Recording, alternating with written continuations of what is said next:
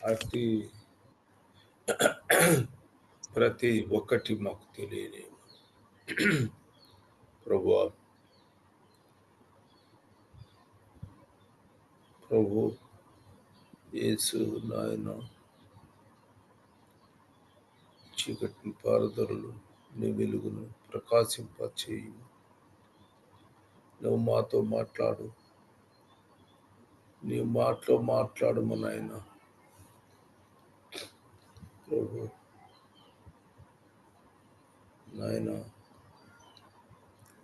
ఎక్కడ చీకటి లేకుండా చెయ్యి, నీ వెలుగును ప్రకాశింపచేయి. ప్రభు నాయన, ఆ వెలుగును ప్రకాశింపచేయమను. నాతో మాట్లాడు, ఈ ప్రజలతో నేను మాట్లాడు నాయన. నా వరాలకించి ప్రతి ఫలము దయచేయమని యేసుక్రీస్తు ప్రభు యొక్క నామమున వేడుకొంచు ప్రార్థించుచున్నాను. ఆమేన్.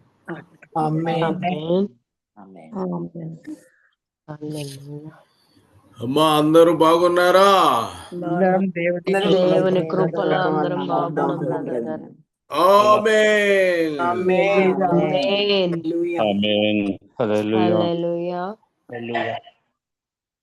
సంతోషం అండి, అందరూ బాగున్నారు.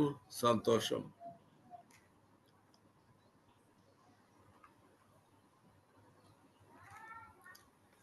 వాక్యము చదువుకుందాం.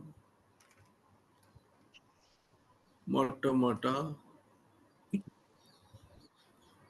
కీర్తనలు 29:9 వచనం. కీర్తనలు 29:9.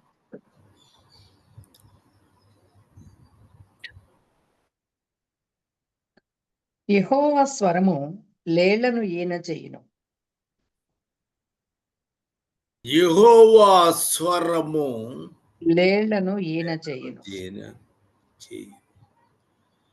ఇక్కడ మనము గ్రహించాల్సిన విషయం ఏమిటి?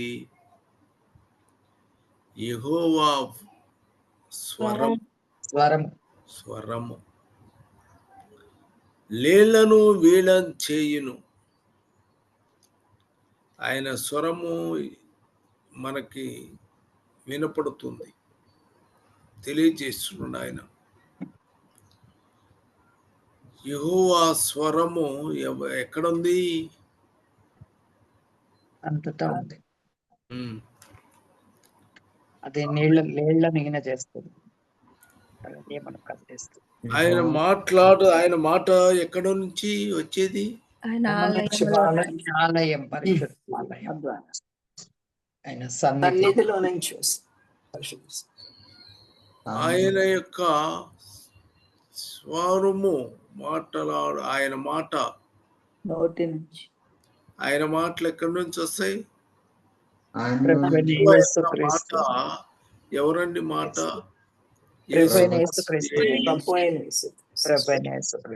యేసుక్రీస్తే కదా. ఆయన మాటలాడే ప్రతి మాట అది స్వరము.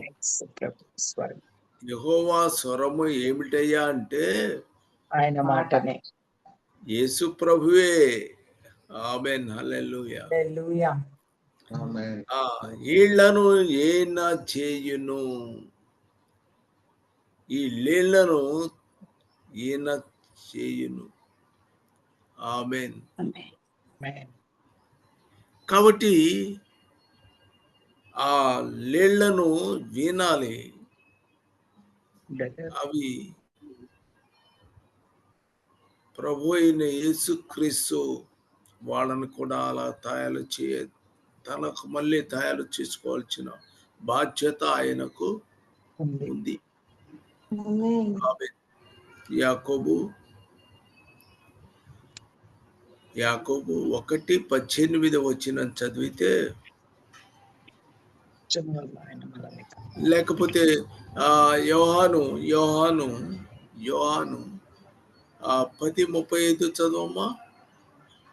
యోహాను 10:35. 10:35. లేఖనము నిరర్థకము కానేరదు కదా, ఆ దేవుని వాక్యము వాక్యం ఎవరికి ఎవరికి వచ్చునో వచ్చునో వారే దైవములని వారే చెప్పిన దైవములని చెప్పిన ఎడల ఆమేన్. ఇందాక యెహోవా స్వరము లేళ్లను ఈయన చేయను. లేళ్లను ఎన్నుతాయి. కాబట్టి ఆ యొక్క యెహోవా స్వరము ఇప్పుడు యెహోవా వాక్యము ఎవరికి వచ్చునో ఎవరికి వచ్చునో వారే దైవములని చెప్పిన వారే దైవములని చెప్పేది. కాబట్టి లేళ్ళును నేనా చేయను. ఇక్కడ మీరు గ్రహించాలి. యెహోవా స్వరము దేవుని వినపడింది. వాక్యము దేవుని వాక్యం లేడు పుట్టింది. ఆ లేడు దేనికి పుట్టింది? స్వరముకి పుట్టింది. అంటే దేవుని వాక్యము ఎవరి వద్దకు వస్తుందో వాక్యం ఎవరికి వచ్చునో ఆ వాక్యం, ఆ దేవుని వాక్యము ఎవరికి వచ్చునో వారే దైవములని. దైవం. కాబట్టి స్వరము వచ్చినప్పుడు లేళ్ళు లేచినాయి. ఆ లేళ్ళు కూడా దేవుని వాక్యమును అవి కలిగి ఉన్నాయి. ఆమేన్, హల్లెలూయా. ఒకటి యెహోవా స్వరము, దేవుని వాక్యం. ఆ లేళ్ళు ఏం చేస్తాయి? ఆ వాక్యం వాక్యము ఎవరికి వస్తుందో వస్తాయి. వారంతా కూడా మళ్ళీ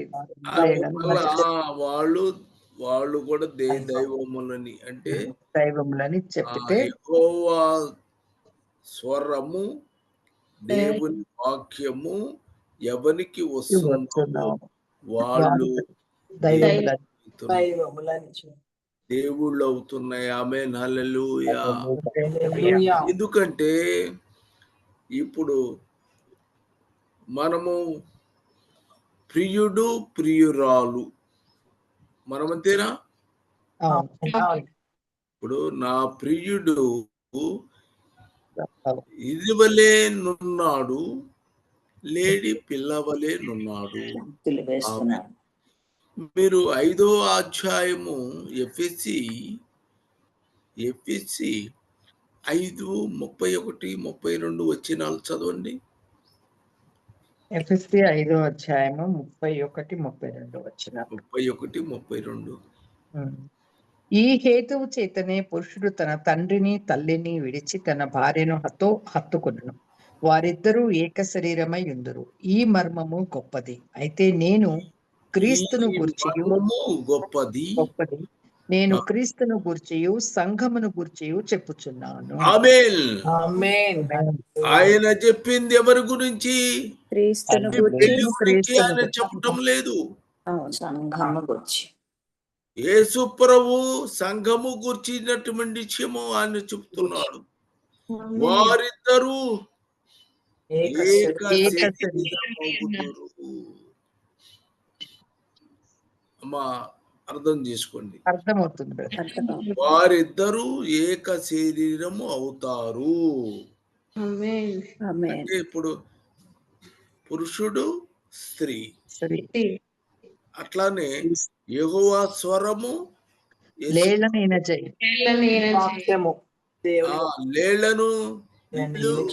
ఏర్తనై దేవుని వాక్యము స్త్రీకి వచ్చింది. వారు దైవములని చెప్పబడతారు. అర్థం చేసుకుంటారా? అర్థమవుతుంది. ఒకటి భార్య భర్త ఇద్దరండి. భార్య వారిద్దరూ ఏక శరీరం. వాళ్ళిద్దరు కూడా ఏక శరీరము అనే విషయాన్ని మనం తెలుసుకోవాలి.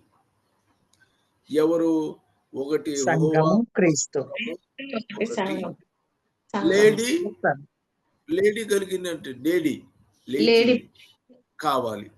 కాబట్టి ఒకటేమో యెహోవా స్వరము, ఇంకొకటేమో దేవుని వాక్యము కూడా వస్తది.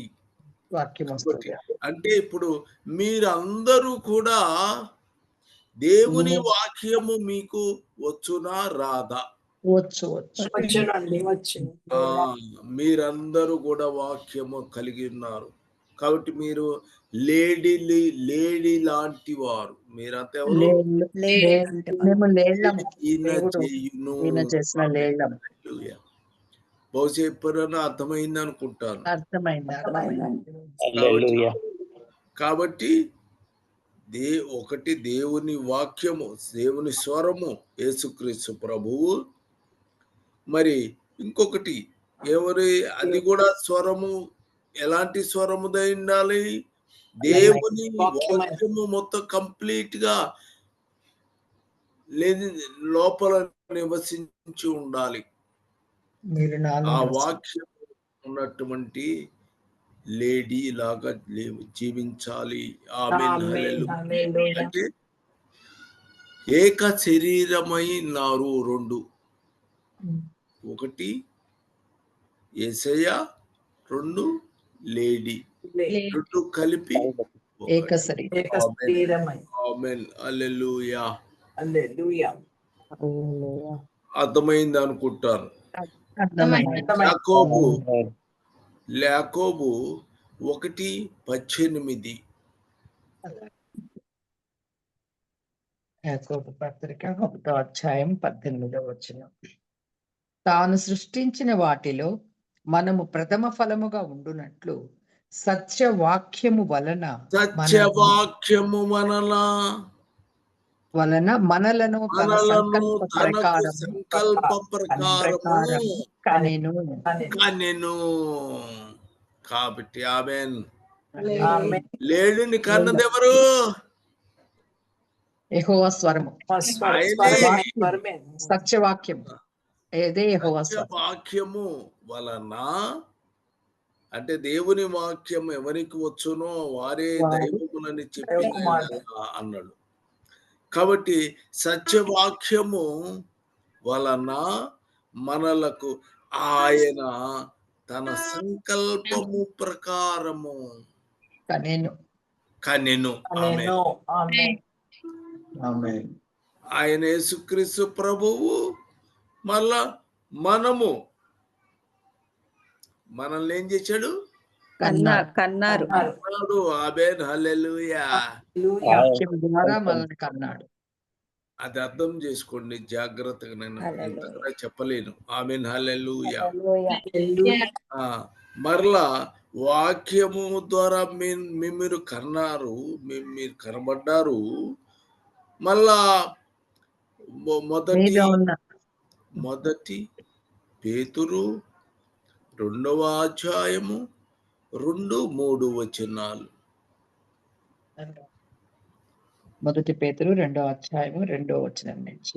ప్రభువు దయాళుడని మీరు చూచుచున్న ఎడల సమస్తమైన దుష్టత్వమును, సమస్తమైన కపటమును, వేషధారణను, అసూయను, సమస్త దూషణ మాటలను మాని క్రొత్తగా జన్మించిన శిశువులను పోలిన వారై నిర్మలమైన వాక్యమును పాలవలన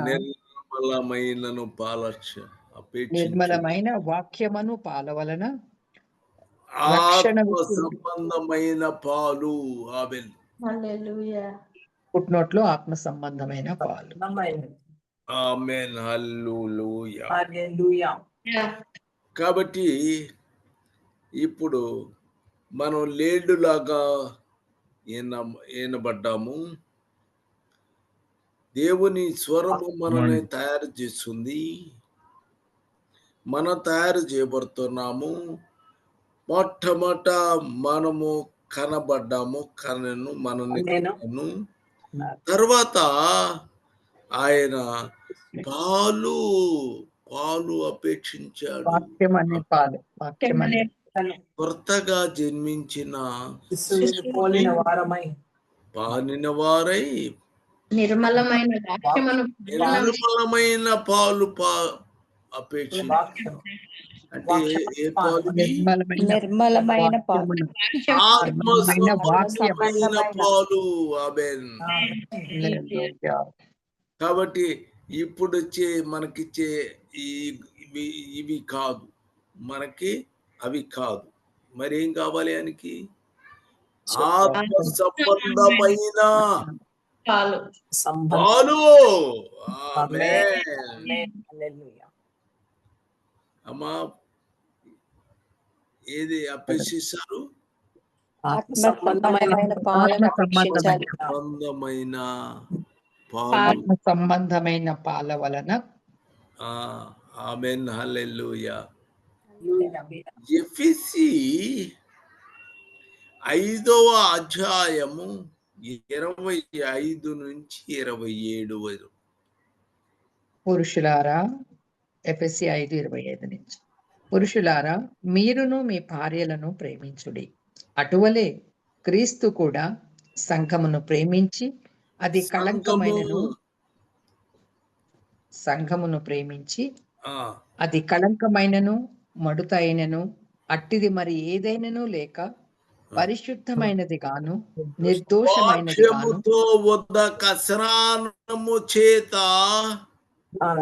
వాక్యముతో ఉదక స్నానము చేత దాన్ని పవిత్రపరచి పరిశుద్ధపరచుకొనుటకై దాని కొరకు తన్ను తాను అప్పగించుకొనెను. నిర్మలమైన పాలను అపేక్షిస్తున్నారు. ఏంటి అదంటే ఆత్మ సంబంధమైన పాలు. ఆత్మ సంబంధమైన పాలు అంటే వాక్యము. ఆ వాక్యము ఉదక స్నానము చేత పవిత్రపరుచుకోవాలి. ఆమేన్. హల్లెలూయా. కాబట్టి మనం ఏం కలిగి ఉండాలి? పాలను కలిగి ఉండాలి. పరిశుద్ధత మనం కలిగి ఉండాలి. కాబట్టి మొట్టమొదట యెహోవా స్వరము లేళ్లను ఈయన చేయను. దేవుని వాక్యం ఎవరికి వస్తుందో వారు దైవములను అంటే క్రీస్తును గురించి సంఘం ఆయన వారిద్దరూ ఏక శరీరముగా ఉండబోతున్నారు. ఆ లేడీని పుట్టించాడు సత్యవాక్యము వలన.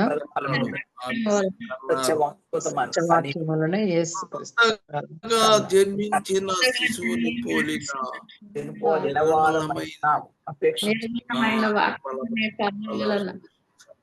అదేంటంటే ఆత్మ సంబంధమైన పాలు. కాబట్టి మరి వాక్యం అనే ఉదక స్నానము చేత పవిత్రపరిచి పరిశుద్ధపరచుటకై తను తానే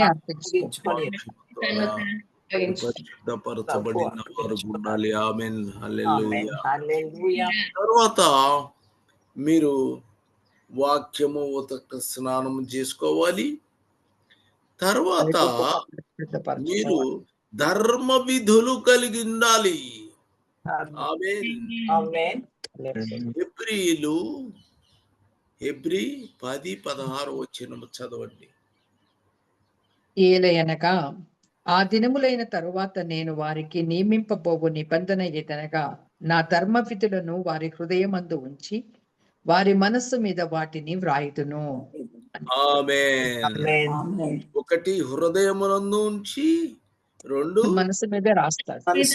మనస్సు మీద వాటిని వ్రాయుదను. రెండు విషయాలు. ఒకటి హృదయమునందు ఉంచి, మూడోది మనస్సు మీద రాస్తాడు. విషయాలు వేరు వేరుగా ఉన్నాయి. మీకు ఇంతకు ముందు నేను చెప్పాను. అన్యజనులకు నా హృదయ విధులు అన్ని ఆయన యొక్క హృదయ ధర్మ విధులను హృదయం నందుంచి మనస్సు మీద వ్రాసారు. ఏమిటి ధర్మ విధులు? అంటే పాత నిబంధన అని కాదు, ధర్మ విధులు అన్నీ కూడా ఆయన మనస్సున హృదయమునందు నుంచి రాయిను వారసుడు.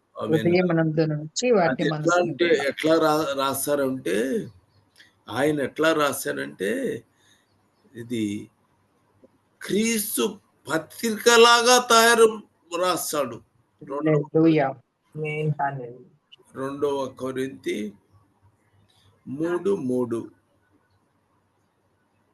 ఆ ధర్మ విధులన్నీ కూడా ఒక పత్రికలాగా రాశాడు. ఆమేన్, హల్లెలూయా. రాతి పలకల మీద సిరాతో రాయబడక మెత్తని హృదయములను అను పలకల మీద జీవము గల దేవుని ఆత్మతో మా పరిచర్య మూలముగా వ్రాయబడిన క్రీస్తు పత్రిక అయి ఉన్నారని క్రీస్తు పత్రికగా వ్రాయబడును. ఆమేన్, హల్లెలూయా. కాబట్టి క్రీస్తు పత్రిక అంటే ధర్మ విధులు అంటే ఏంటి? దేవుని ఆయన పత్రికలాగా రాశాడు వాక్యాన్ని, ధర్మ విధులన్నీ కూడా రాశారు. పత్రికలాగా పెట్టాడు. అన్ని కూడా మీరు చూస్తే వాక్యము ఉదక స్నానము పవిత్రత అవుతున్నారు. కాబట్టి మొట్టమొదటేమో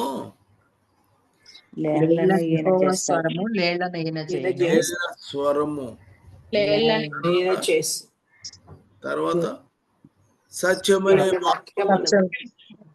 దేవుని వాక్యము కూడా దైవములుగా ఎత్తబడతారు. క్రీస్తు సంఘము ఏక శరీరముగా సంఘము ఏక శరీరమై ఉన్నారు. కొత్తగా జన్మించిన శిశువుల వలె పాలతో మనల్ని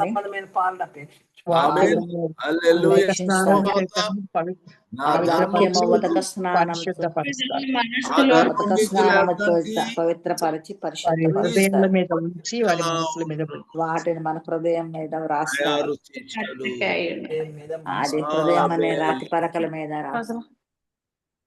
కాబట్టి ఆ పత్రిక మొత్తము పత్రిక హృదయం పత్రిక రాశాడు. హృదయం అనే టైం అయిపోయింది. సరే, 9:27 వచ్చిన చదివితే వాళ్ళు యేసు ప్రభు తన సమాప్తం చేసి బ్యాంకులో పేపర్ కంప్లీట్ గా పత్రిక ఆయన తయారు చేశాడు. పత్రిక తయారు చేసి ఆయన బిడ్డలందరినీ ఏర్పరుచుకున్నాడు. ఆమేన్, హల్లెలూయా. ఎఫెసీ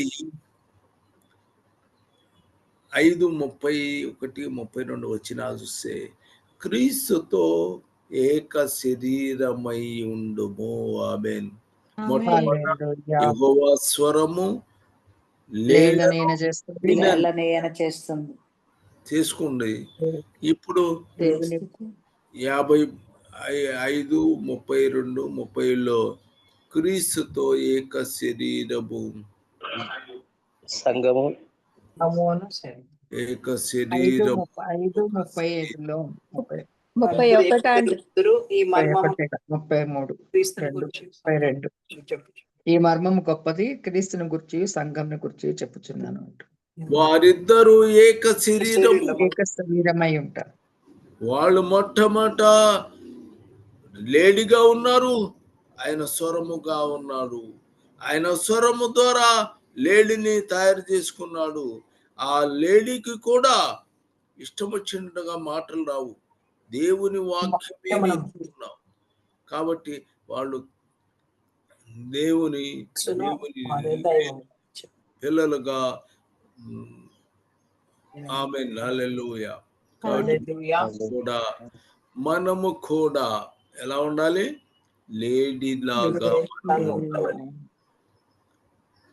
ఆయన యొక్క మనము వారిద్దరును ఏక శరీరముగా ఉన్నట్టు మనము కూడా శరీరముగా మార్చబడాలి. అంటే వాక్యమనే దానిని మనం ఆత్మ సంబంధమైన పాలన అపేక్షించి తినాలి. వాక్యాన్ని తినాలి. ఆమేన్. ఆత్మ సంబంధమైనటువంటి పాలంట వాక్యాన్ని మనం తినాలి. ఆ పాల వలన ఎదగాలి. ఆమేన్. హల్లెలూయా. హల్లెలూయా.